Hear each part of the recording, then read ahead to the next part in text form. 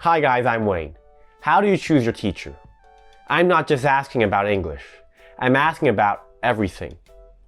Normally, we choose teachers that excel in that particular skill, right? So, for example, if people want to learn how to play the piano well, they simply just choose a teacher that plays the piano well. If people want to run fast, they simply just choose a teacher or coach that runs fast. So, if we want to have a better English accent, normally we would just choose an English native speaker. Makes sense, right? Unfortunately, choosing a teacher just because the teacher excels in that particular skill is not enough. Why? Well, there are numerous examples of people who excel in a particular skill yet are actually bad teachers or coaches. I'm gonna name a few. Maradona, one of the best footballers in history, famous for his football skills as a player, but infamous for his coaching skills as a coach. Stephen Curry, one of the best shooters in NBA history, but when he explains his shooting biomechanics, it's a complete disaster. AKA, he teaches the complete opposite of what he really does when shooting a basketball. Also, this is something you may be aware of. Most Westerners find Chinese native speakers to teach them Chinese, but we rarely see them actually successfully acquire a native Chinese accent when speaking Chinese. So, the same goes with learning an English accent. Choosing an English native speaker as your teacher is not good enough. So, how do we choose the right teacher? I've come up with 4 suggestions, and it applies to learning anything, not just learning an English accent. First, you have to ensure that the teacher has to have a certain level of skill. This is straightforward, and I think I don't have to explain much about this. But how do you ensure it? The best way is to refer to the comments from people in that particular field. For example, you want to ask a professional basketball player or basketball coach to ensure a person's basketball level. You want to ask a professional singer or singing coach to ensure a person's singing level. So if it's for English accents, you want to ask an English native speaker or English phonologist that specializes in accents. Does that make sense? Second, it's better if the teacher has a similar background and used to have similar characteristics as you. This may be shocking news because most people tend to find the opposite. So why do we need a teacher that has a similar background and used to have similar characteristics as you? Because if the teacher doesn't, it will be less likely for a teacher to understand your obstacles to solve them. So let me ask you this. If you want to learn how to dunk a basketball, and you can choose between 2 coaches, one has a similar height as you, the other is way taller than you, which coach would you choose?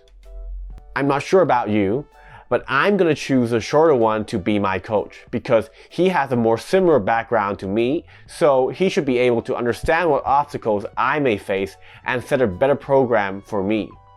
On the other hand, the way taller coach is less likely to understand what obstacles I may face, and most importantly, how I feel since it's easier for him to dunk a basketball. So, it's better to choose a non-native English speaker to teach you an English accent if the teacher really did acquire the accent you desire to learn. Third, it's better to choose a teacher that acquires the skill after puberty. I believe you also know that it's harder for us to learn any physiology skills after puberty. You are more likely to perform better if you start learning a skill before puberty. This is because of the so-called critical period. And it's believed that for most skills, the critical period ends before puberty.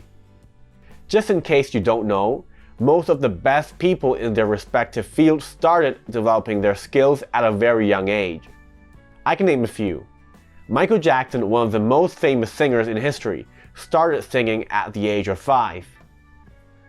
Bruno Mars, one of the best singers of his generation, started singing at the age of 4. Tiger Woods, arguably the best golfer in history, started playing golf before he was even 2 years old. And the list goes on. I just want to prove to you that the earlier they start, the easier they pick up the skill, the less impressive it is, and the skill becomes second nature to them, so that most of them may not be able to explain the traits of the skills. So, although I have a flawless Cantonese accent, it's not that impressive since I start speaking Cantonese in infancy. And I also won't be able to explain the traits of the Cantonese accent unless I dig deep into it.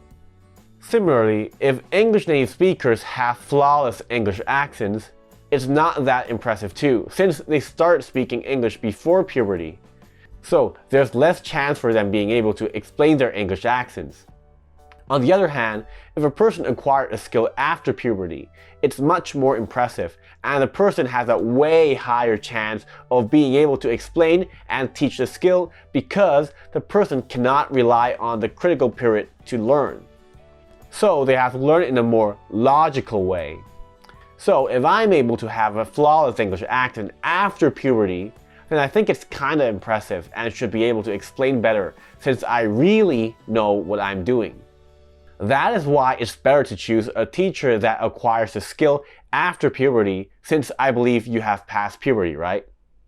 Last but not least, it's better if the teacher has successful cases, because having successful cases is proof that the teaching methods of the teacher really actually work. Unfortunately, I was never quite able to spot a teacher who really had successful cases of teaching English accents. So we're going to review the 4 suggestions again. First, you have to ensure that the teacher has to have a certain level of skill. Second, it's better if the teacher has a similar background and used to have similar characteristics as you. Third, it's better to choose a teacher that acquires the skill after puberty. Last but not least, it's better if the teacher has successful cases. Okay, it's not easy to find a teacher that actually meets all of these criteria. But do you agree with them? Tell me in the comment section below. And if you do agree and you want to acquire a standard English accent, click the link in the description below to get a free gift. This video ends here. See ya.